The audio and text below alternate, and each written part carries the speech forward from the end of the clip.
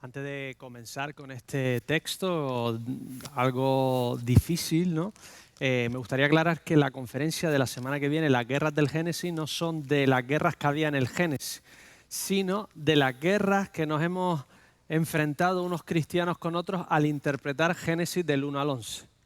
Hay diferentes interpretaciones y durante la historia y en muchos momentos, pues los cristianos nos hemos peleado un poco en cómo interpretar los primeros capítulos del Génesis. Así que voy a hablar de 4 formas en que los cristianos y de forma histórica se han ido interpretando. Si tienes curiosidad, eres bienvenido. Si ya tú sabes exactamente cómo lo interpreta, no hace falta que venga porque ya lo tienes ya todo claro. Pero si tienes curiosidad en cómo interpretar los primeros capítulos, eres bienvenido a las 6. Vamos entonces a orar un momentito y nos metemos en Números 35. Señor, tu palabra tiene gran sabiduría, Señor. Ayúdanos a aprender y a aplicarla a nuestras vidas. En el nombre del Señor Jesús. Amén. Vivimos en una época de la lacra de violencia dentro de las parejas. El hombre, generalmente, no todos, pero muchos tienen una violencia interior que ha servido a lo largo de la humanidad para defender a tu familia y defender tu tierra o tu territorio. Pregúntale ahora a los ucranianos en la guerra si los más rudos no son los héroes del momento. Pero en época de paz esto no sirve de absolutamente nada. Esta violencia intrínseca que le ha permitido al hombre lidiar con ciertos conflictos o con muchos de los conflictos o los más grandes que tenía, en tiempos de paz se ha vuelto en contra de su propia familia. Así que este año llevamos ya 49 asesinatos de mujeres por sus parejas o exparejas. A esto le debemos sumar el asesinato de los hijos, violencia vicaria, como se llama ahora, muy bien, una denominación bastante exacta, más los padres que han asesinado, a los hermanos, los cuñados. Y cuando oímos todas estas cosas se nos estremece el corazón, ¿no? Nos parece terrible. Y cuando escuchamos el anuncio en la tele, otra mujer muerta más, pero escuchamos, después ya estamos escuchando a ver si se ha suicidado o no. Y si se ha suicidado, nos quedamos como un poquito más tranquilos. Es como si, en cierta forma, se hubiese hecho justicia. Sobre todo si nos enteramos que no es la primera pareja que mata. Y a la misma vez nos sentimos culpables de sentirnos bien porque se ha hecho justicia. Nos sentimos culpables porque nos hemos alegrado, en cierta forma, en la muerte de un ser humano, o nos sentimos, en cierta forma, insatisfechos porque sabemos que la muerte del agresor no compensa del todo, no recupera la vida de la víctima, no recupera la madre para sus hijos, etcétera, etcétera. Así que tenemos un conflicto en nuestros corazones y esto viene de un sentimiento de justicia que tenemos todos nosotros.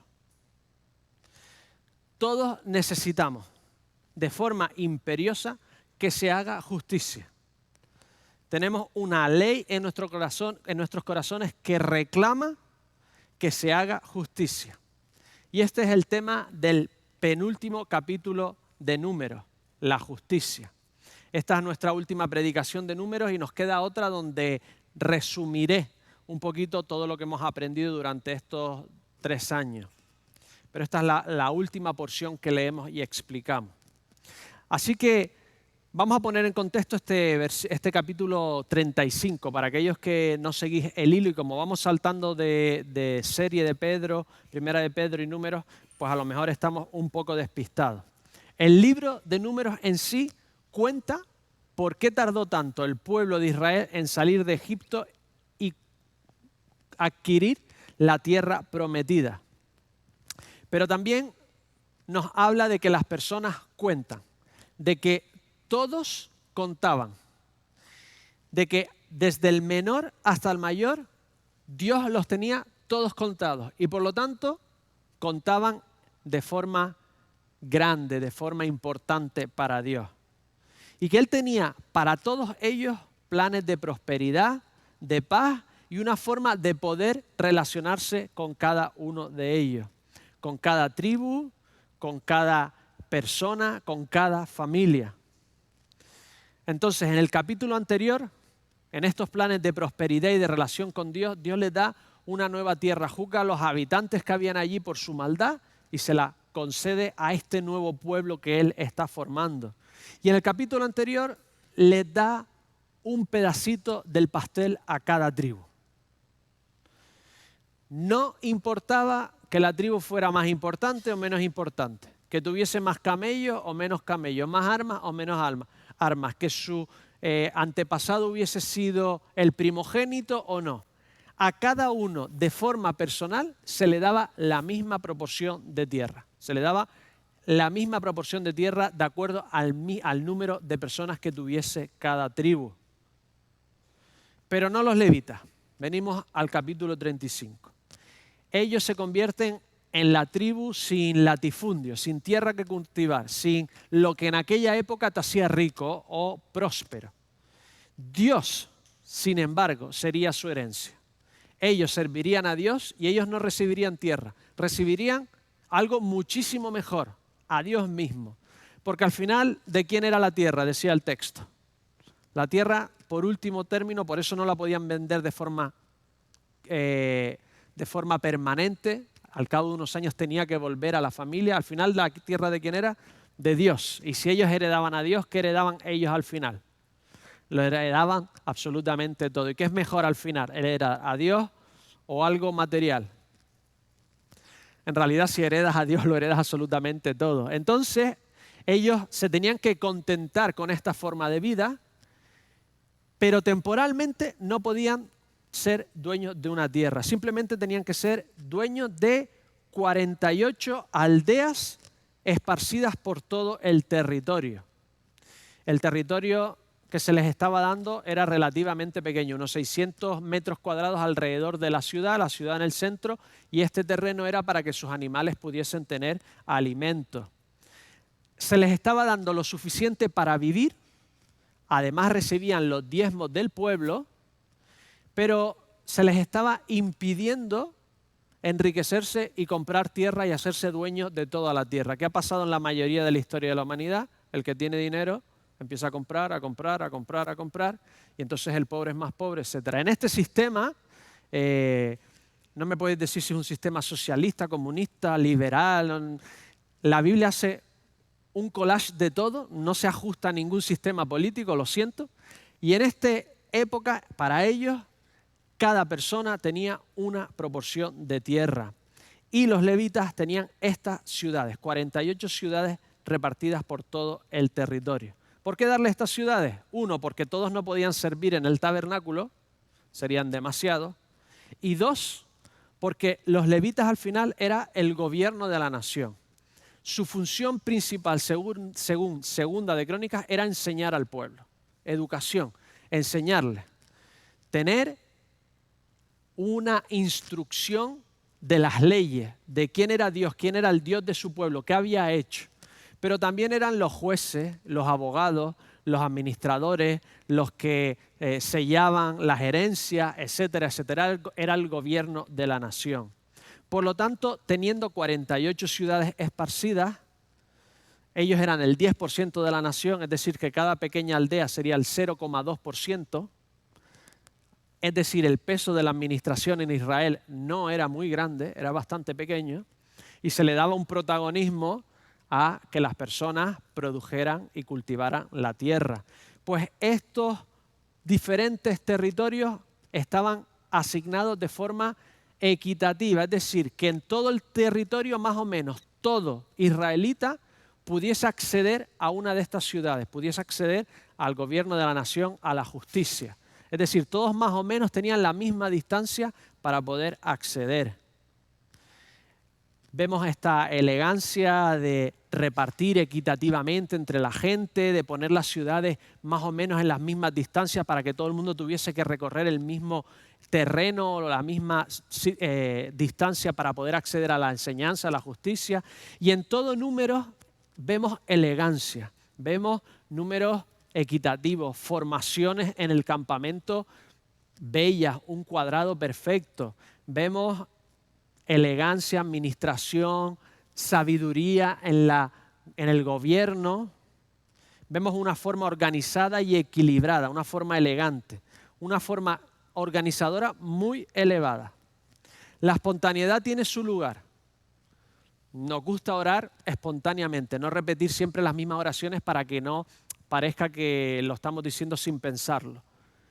Pero cuando queremos organizarnos, tener algo estable, convivir juntos a lo largo del tiempo, todos necesitamos como naciones, como personas, como iglesia, estar organizados, ser equilibrados, haciendo las cosas con proporcionalidad, equidad y bien organizados. Si tu vida es un desastre de organización y es todo espontáneo, el Señor tiene espacio para todo y te dice que hay ciertas cosas que tienen que estar estructuradas y organizadas. 1 Corintios 14:40. Pero hágase todo decentemente y con orden. Incluso, pensaros, vamos a plantar ciudades, ¿no? Vamos a plantar iglesias. Pegar una a la otra, según este modelo, no tiene mucho sentido. Lo suyo sería esparcirte. Si estás a distancia de coche, mejor no. Tenés que fundar otra en un sitio donde no puedas acceder para intentar esparcir los recursos y que al final el mayor número de personas tenga testimonio cristiano, ¿no? Y pasa lo mismo con el mundo. Al final tenemos una responsabilidad como sacerdotes de este mundo, ¿no? Somos los sacerdotes de este mundo, los levitas de este mundo.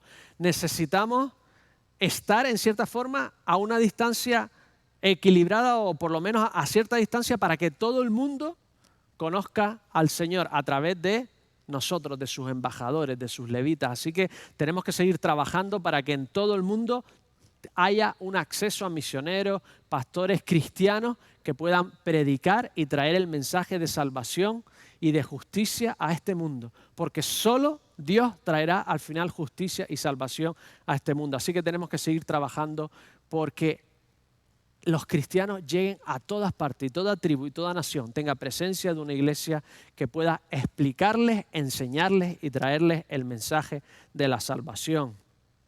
Así que en nuestra iglesia intentamos hacer las cosas con orden, ciertas cosas con espontaneidad, pero intentamos tener las cosas bien ordenadas. Y en nuestras vidas intentamos tener las cosas con orden.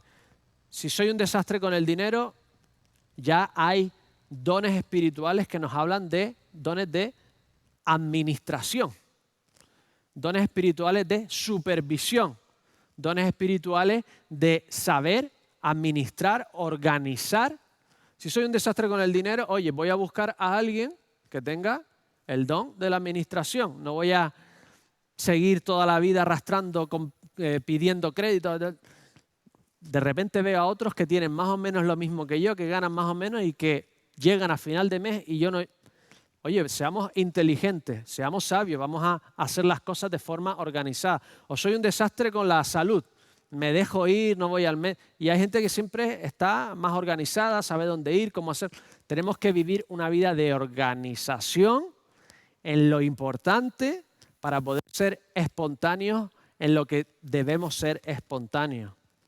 El equilibrio, la equidad, la justicia son propósitos de Dios también para nuestras vidas. Y tenemos que vivir una vida que sea de ejemplo también a los demás.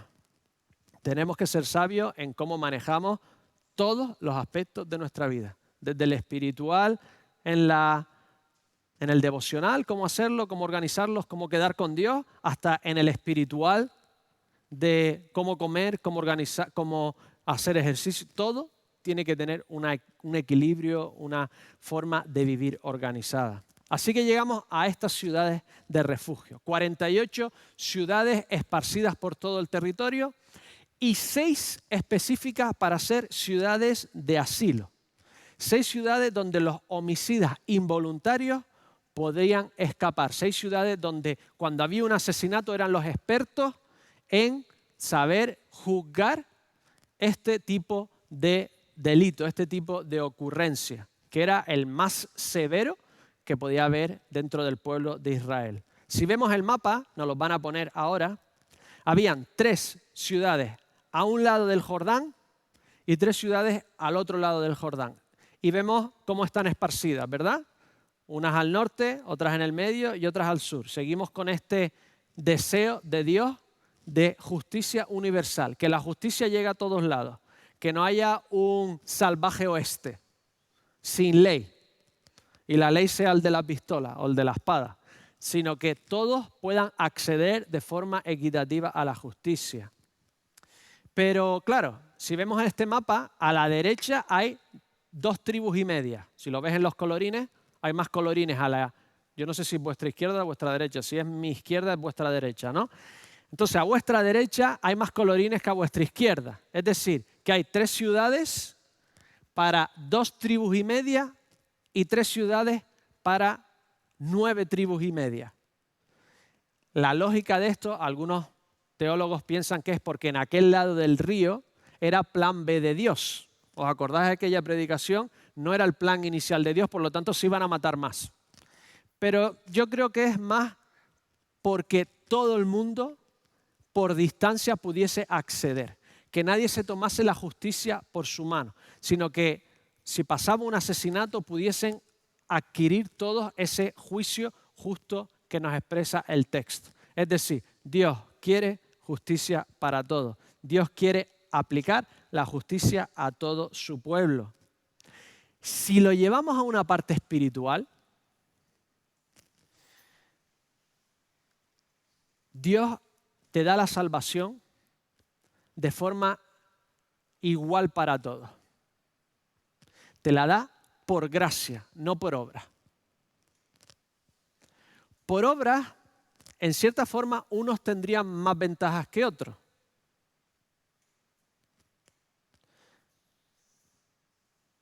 ¿Qué posibilidades tiene un chico en una favela brasileña en un momento álgido de drogas y violencia de no meterse en las drogas? O dependería de los genes. Algunos de nosotros tenemos por naturaleza peor carácter. Otros se lo tienen que trabajar.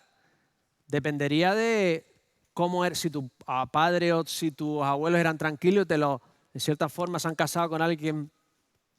O dependería de la educación. Generalmente los mejor educados van menos a la cárcel. Dependería de si tienes padre o no. Generalmente el que tiene padre varón en su familia, estadísticamente hablando, va menos a la cárcel. No sé por qué es más estadísticamente con el padre que con la madre. Esa es la estadística. No.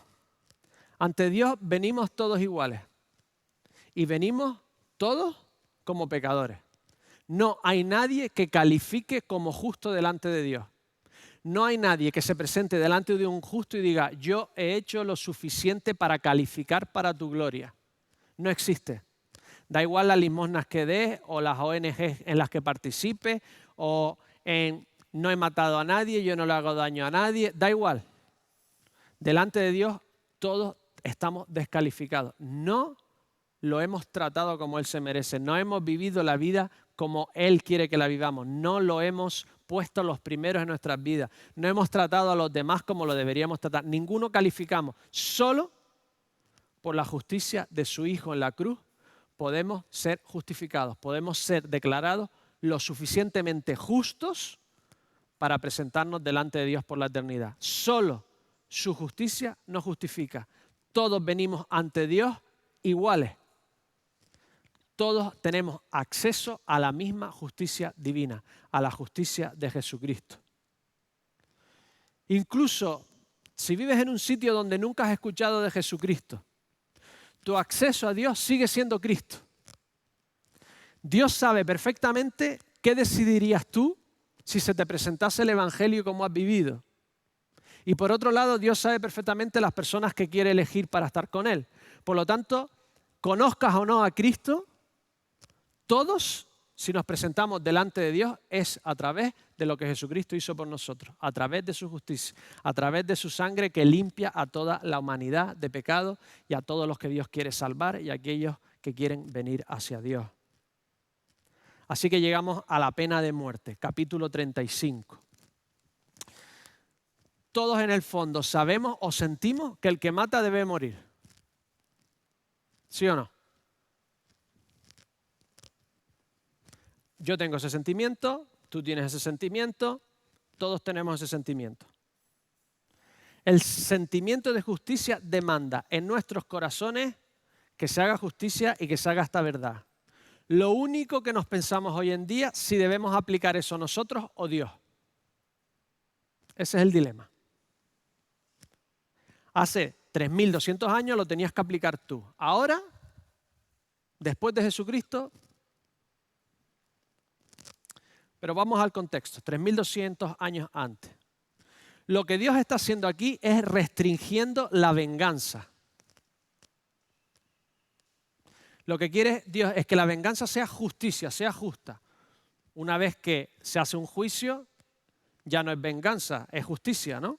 Eso es lo que quiere Dios. ¿Os acordáis de Génesis 34? Los de Siquem, el príncipe de Siquem violó a Dina, la hermana de Simeón y Leví del resto. ¿Qué hace Simeón y Leví? Los engañan, le dice que tienen que circuncidarse para casarse con ellos y unirse a ellos, y cuando al tercer día están más débiles, vienen y los matan a todos. No mataron al violador, mataron al violador y al resto. Esto es lo que está legislando Dios. Hace 3.200 años lo que estaba diciendo es: una vida solo se puede pagar con una vida. Y además no puede ser cualquier vida, tiene que ser la vida del asesino. El asesino mata a alguien y 3 días después se cae y se muere. Se acabó. Lo que estaba haciendo era restringiendo la sed de venganza que había en la época y que hay hoy en día. Hoy en una guerra, matan a tu compañero soldado, llegas a un pueblo y ¿qué haces? Y lo vemos como barbaridades, pero hay que estar en una guerra. No lo estoy justificando, es horroroso, pero ¿me entiendes lo que está realmente dentro de nuestros corazones? Lo que está legislando Dios aquí, hace 3.200 años, lo que Dios está acotando. Es curioso que Jacob le dice a Simeón y a Leví: por haber hecho esta maldad, vais a ser esparcidos por la tierra. Simeón queda engullido en Judá y Leví es esparcido por toda la tierra en las 48 ciudades. Y lo que era una maldición, ahora se convierte en las manos de Dios en una bendición para todo el pueblo, para que todo el pueblo tuviese enseñanza, gobierno y justicia. Dios establece entonces un sistema judicial. Versículo 29 nos habla de normas legales, lenguaje judicial, y nos da unos requisitos para aplicar la pena de muerte. Requisito 1, el asesinato debe ser premeditado. Tienes que encontrar, indagar, investigar si esa gente se llevaba mal, si había enemistad, qué había pasado anteriormente, tenían que investigar, ¿vale? Imaginaos cómo se llevarían los vecinos para que nadie se le ocurriese si se moría uno que había sido el vecino.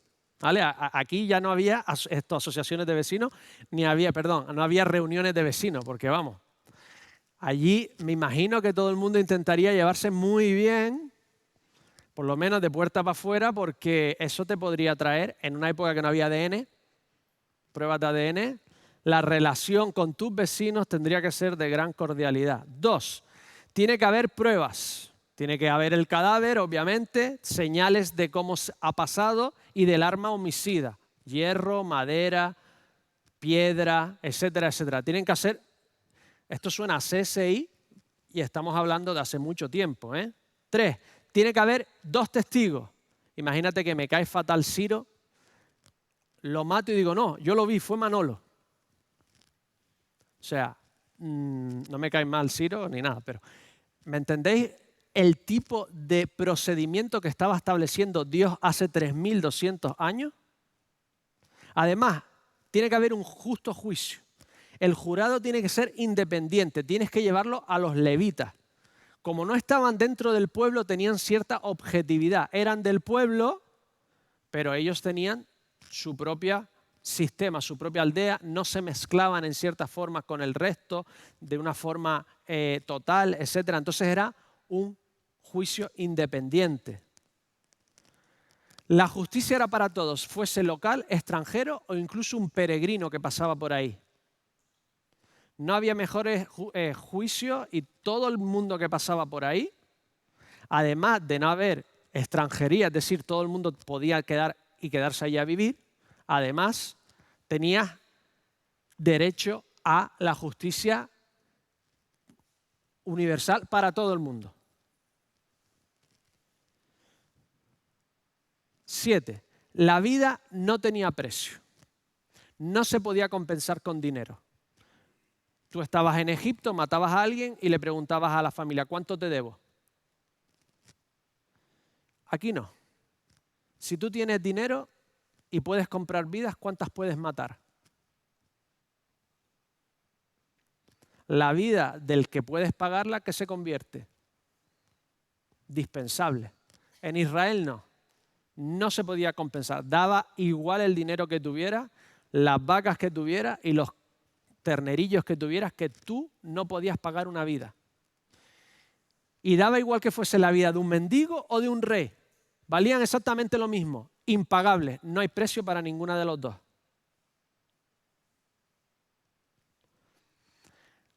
Leemos un capítulo y nos incomoda leerlo, ¿verdad? Escuchamos, primero es largo, hace calor, el aire acondicionado no nos viene hasta octubre y de repente empezamos a escuchar, a desmenuzarlo y vemos que hay una sabiduría increíble de Dios en cada texto. Vamos a hacer un pequeño paréntesis. Pena de muerte, ¿la podemos aplicar hoy como se aplicaba aquí?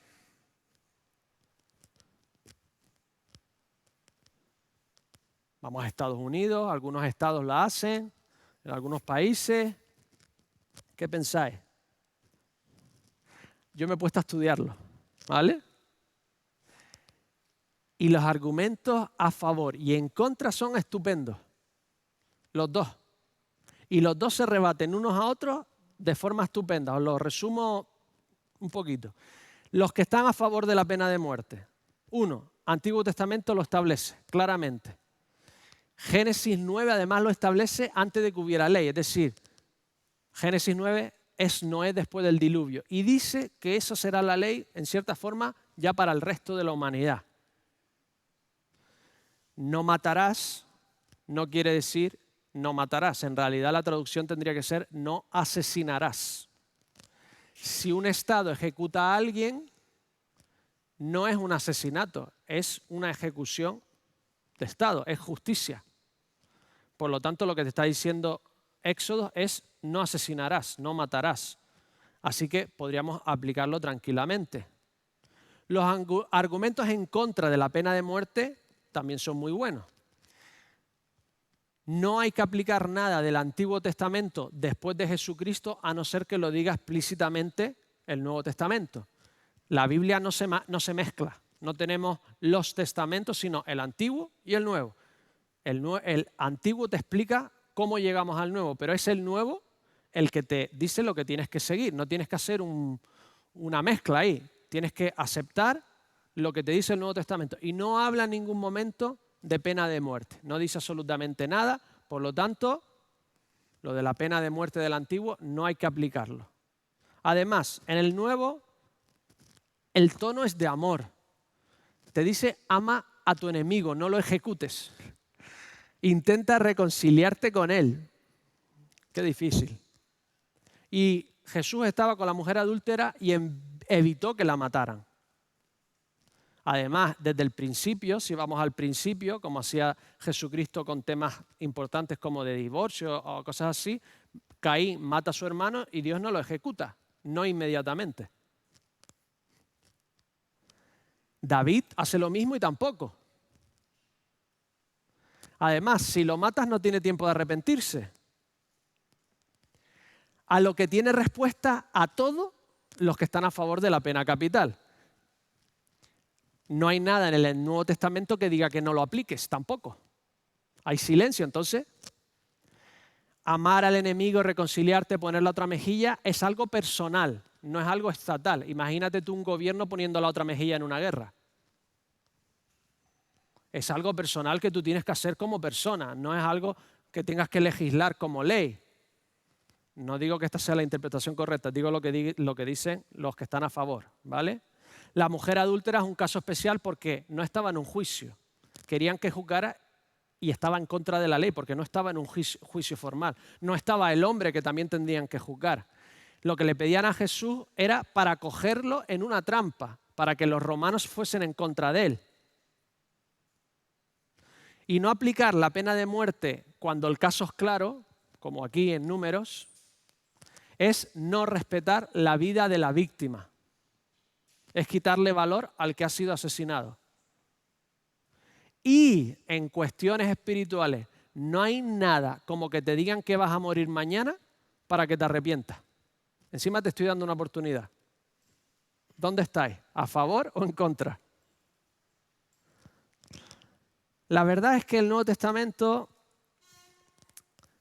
tiene un tono muy claro en perdón y reconciliación, ¿no? Así que os doy la conclusión. ¿Estamos a favor y en contra? No tengo ni idea. Creo que con la Biblia lo puedes justificar o lo puedes condenar, o sea, puedes estar a favor o en contra. Con la misma Biblia. Creo que es muy difícil encontrar un argumento definitivo en el que tú digas la Biblia dice esto. Pero como el Nuevo Testamento tiene este olor, este sabor, esta enseñanza tan grande en amor, como no tengo ni idea, yo mejor no la aplicaría, por si acaso. Yo como legislador tendría que estar muy, muy seguro, verlo muy, muy claramente para como cristiano decir, sí, aplícala. Como yo tengo dudas y la vida de las personas es tan importante para Dios, es lo más importante, yo no lo aplicaría. Por eso tampoco utilizaría métodos anticonceptivos que fuesen abortivos o fertilización que congele embriones y los deja ahí sin implantar. Es difícil pensar. ¿Hay argumentos a favor de hacerlo? Seguro que sí, pero eutanasia, el argumento del dolor, está sufriendo, sí, pero suicidarte, estás matando una vida, aunque sea la tuya, que estabas en estado de depresión y no eras dueño de ti mismo, por lo tanto el Señor no te lo tiene en cuenta, seguro que sí, seguro que no te lo tiene en cuenta, pero no es el pecado imperdonable, pero estás quitando una vida, aunque sea la tuya. Me resultó curioso leer en Occidente, ¿dónde creéis que hay mayor peligro de que se pare un corazón humano? ¿En qué lugar? En los países de Occidente, el lugar donde hay más probabilidades de que se pare un corazón humano, ¿dónde es? ¿En el banco? En Hacienda. El sitio más... En el vientre de su madre. Es el más probable. Es donde más corazones humanos se paran. La vida humana delante de Dios tiene un valor increíble. Volvamos a las condiciones del número. Tenía que haber cuerpo, arma del crimen, pruebas, testigos, jurado independiente. La congregación, versículo 25, tiene que comprometerse a llevarlo a cabo. Imagínate que es un mendigo por ahí, lo han matado, bueno, así no me pide la puerta del templo. No. Toda vida humana tenía que hacerse justicia. La congregación era responsable de que se hiciese justicia con toda vida humana. Toda vida humana derramada tenía que ser limpiada y era responsabilidad de todos. Y además, lo más importante, era una cuestión divina. No lo hacían por ellos ni por el... Imagínate imaginaos que era, si es tu hermano, ya mueves lo que sea que hay que mover para que se haga justicia, si es alguien que no te importa. No, Dios te decía que lo hacía y lo hacías porque era una cuestión divina. Dios vivía en esa tierra, por lo tanto, Él estaba santificando esa tierra y esa tierra no se podía contaminar. Si se contaminaba, Dios se iba, ¿y qué pasaba con ellos?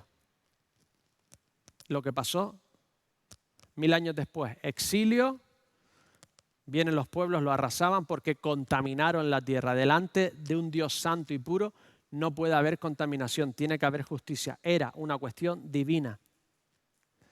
Génesis 9:6. El que derrame la sangre de un hombre, por otro hombre su sangre será derramada, porque a imagen de Dios es hecho el hombre. Cuando tienes hambre y matas a un animal, ¿está mal? Pero si tienes hambre, ¿te puedes comer al vecino? ¿Por qué? Al final, yo me quemé una vez una verruga y olía a cerdo quemado igual. ¿Por qué no te puedes comer a alguien? Porque tiene la imagen de Dios, porque tiene el sello divino. Si tú rompes el sello, estás deshonrando al que puso el sello, al que puso la imagen. Dios nos ha sellado con su imagen. Romper ese sello denigra al que lo puso. Cualquier cosa que hagamos en contra de otra imagen de Dios afrenta a Dios mismo. Por eso David mata y adultera y dice, contra ti solo Dios he pecado. Cada vez que hacemos algo contra una imagen de Dios, estamos haciéndole daño a Dios mismo. Por eso el vengador tenía que hacer justicia, no se podía quedar quieto. El vengador es el Goel. ¿Habéis escuchado la palabra Goel anteriormente? Goel, en muchos sitios Goel significa tu familiar cercano. Y se traduce muchas veces como el redentor, el que si tú te hacías pobre te venía y te compraba la tierra para que no fueras de esclavo. Ese era el redentor, pero ahora es el vengador.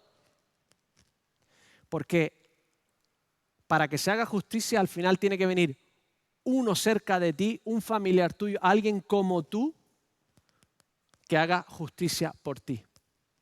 ¿A qué nos suena esto?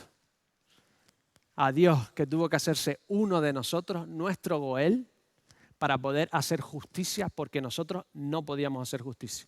Era imposible que nosotros hiciéramos justicia. Vino nuestro Goel, nuestro Redentor, e hizo justicia por nosotros.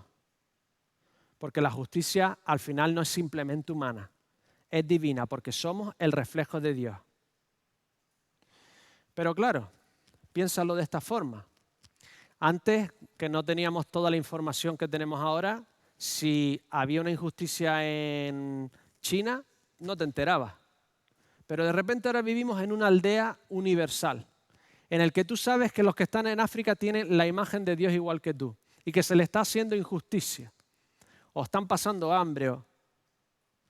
¿Cómo te ve Dios? ¿Qué responsabilidad te pone cuando tú y yo no hacemos lo posible para que el resto reciba la misma justicia que nosotros y reciba la justicia universal que solo aplicamos para nosotros? ¿Cómo nos ve Dios?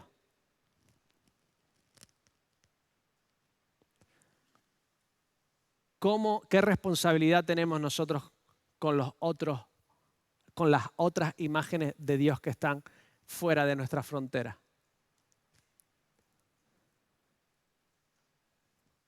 Menos mal que vino Jesucristo, ¿verdad? Porque delante de Dios la forma en la que vivimos es un desastre. El egoísmo que tenemos todos, tú y yo, es absolutamente asombroso. Menos mal que tenemos a alguien que hace justicia por nosotros, porque si no, nosotros jamás nos podríamos ni siquiera acercar a Dios. Es tal así la importancia de una vida humana que la muerte declarada accidental, homicidio en segundo grado, no sé cómo se dice en España, esto lo he cogido de la tele, o sea que puede ser en América, la muerte accidental, también te tenías que ir a la ciudad de refugio. Era la única que te podías quedar allí y ser liberado cuando el sumo sacerdote moría. Si fue accidental, ¿por qué te tienes que apartar de tu vida? ¿Por qué tienes que abandonar tu vida? Porque la vida del humano para Dios era tan importante que incluso accidentalmente se había producido un gran mal. En cierta forma, imagínate, está tu hijo en una obra y el amigo, el compañero de trabajo, tiene una maquinaria y pum, pum, se le cae encima y lo mata. Vale, fue accidental, pero tú sigues con tu vida y el otro.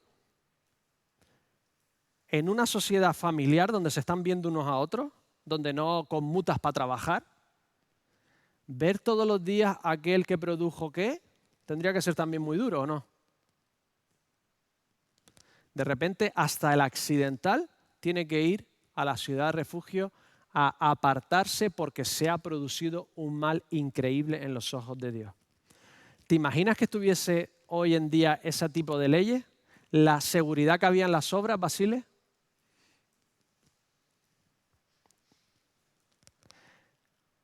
¿Cómo conduciríamos? ¿Se atrevería alguien a beber? ¿Cómo se practicaría medicina? ¿Se vendería tabaco? ¿Habría minas? De repente la vida humana adquiere un valor muchísimo mayor que el que nosotros le damos hoy en día. Hace 3.200 años.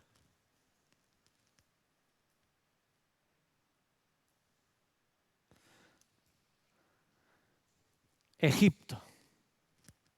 7 condenados a muerte. Unos por sedición, otros por asesinato. Muere el faraón. ¿Sabes qué pasa con esos 7 condenados a muerte? Se le conmuta la condena. El faraón ha muerto, se les quita la pena de muerte. Moisés puede volver a Egipto porque el faraón ha muerto. Era una forma normal en la época de ver la muerte del representante de la nación. La pena interior, ahora estoy hablando de sentimientos, la pena interior que tú tenías por tu familiar era cubierta por la pena ahora que te daba o que te tendría que dar la muerte de tu representante, de tu rey, de tu faraón, de tu sumo sacerdote. La vida de tu representante, del representante de tu nación, valía la vida de toda la nación. Sumo sacerdote, ¿cuántas vidas podía cubrir, cuántos asesinatos involuntarios podía cubrir la vida del sumo sacerdote? Estamos hablando de millones de personas. ¿Cuántos asesinatos involuntarios podían pasar? Mientras que el sacerdote estuviese vivo, esa persona se tenía que quedar allí. Y cuando moría ya podía volver a su casa. Su vida estaba cubriendo la vida de los asesinos, de los homicidas involuntarios. ¿Cuántas podía cubrir? ¿10? ¿20? ¿30? No había número. Su vida cubría toda la nación. Así que llegamos a Cristo. ¿Sabes por dónde voy yo ya, verdad? Ya estáis hilando los puntos. Primero nos lo pone muy difícil. Mateo 5, 21 al 22. Oíste que fue dicho a los antiguos, no asesinarás, y cualquiera que asesine será culpable de juicio. Pero yo os digo que cualquiera que se enoje contra su hermano será culpable de juicio. Y cualquiera que diga necio a su hermano será culpable ante el concilio. Y cualquiera que le diga fatuo quedará expuesto al infierno de fuego. ¿Cuántos asesinos hay aquí entonces?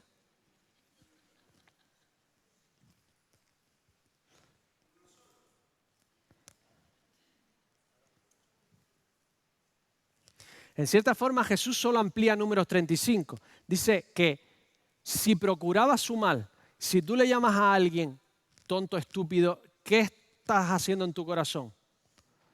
Procurando su mal. Estás asesinando su honra y su dignidad. Delante de Dios, de un Dios puro y santo, no hace falta clavarle un cuchillo. Ya tú has manchado su dignidad, ya tú eres un asesino de esa persona. Somos todos asesinos de corazón.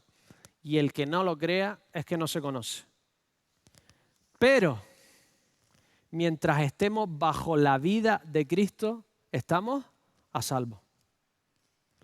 Y con su muerte, nuestras culpas quedan pagadas. Nuestros asesinatos de corazón quedan pagados. Nuestro tratamiento incorrecto de las otras imágenes de Dios queda pagado. Todo lo que hemos hecho queda pagado. Y cuando recibimos a Jesús con su vida, quedamos salvos, quedamos protegidos. Con su vida nosotros, bajo sus alas, bajo su representación, estaremos a salvo con Él por la eternidad. Gloria a Dios. Así que llegamos a la última pregunta. ¿Quieres pagar tus homicidios cuando llegues delante de Dios o prefieres que lo haga Cristo? Vamos a orar.